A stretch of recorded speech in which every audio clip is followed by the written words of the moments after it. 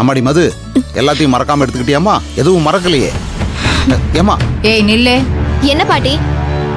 உங்க தாத்தா கேட்கறதுக்கு பதில் சொல்லாம நீ பாட்டுக்கு விறுவிறுன்னு போயிட்டு இருக்க.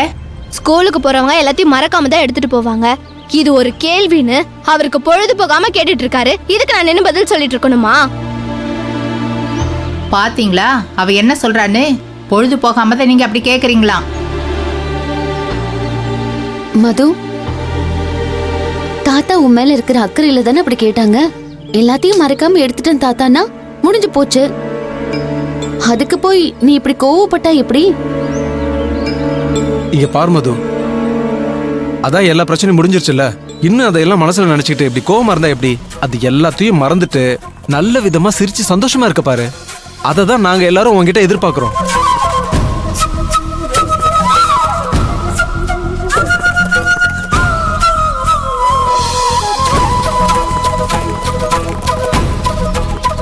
சரி, உங்களுக்கு ஸ்கூலுக்கு டைம் ஆச்சுல்ல, இந்தாங்க கிளம்புங்க. நாங்க இந்த ஆட்டோல போக மாட்டோமா? ஏன் போக மாட்டேன்னு சொல்றீங்க? அக்காவோட சேர்ந்து போக மாட்டோமா?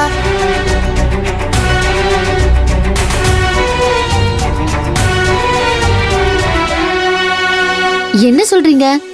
ஏன் அக்கா போற ஆட்டோல போக மாட்டேங்கிறீங்க? ஏன்னா நாங்க அக்கா கூட பேச மாட்டோம்.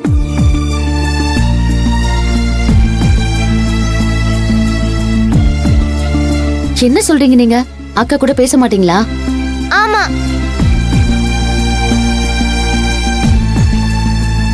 அக்கா கூட பேச மாட்டோம்னு சொல்ற அளவுக்கு அப்படி உங்களுக்குள்ள என்ன பிரச்சனை?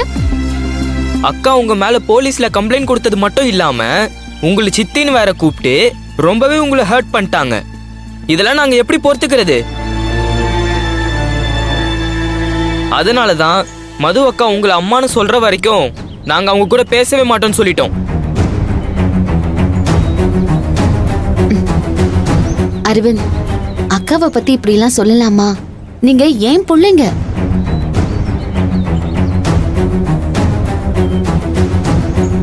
உங்களுக்குள்ள இப்படி ஒரு பிரச்சனை ஓடிக்கிட்டு இருந்திருக்கு. ஆனா இத பத்தி எங்ககிட்ட யாருமே சொல்லாம இருந்திருக்கீங்க. இங்க பாருங்க, உங்களுக்குள்ள எந்த முரண்பாடும் வரக்கூடாது, சரியா?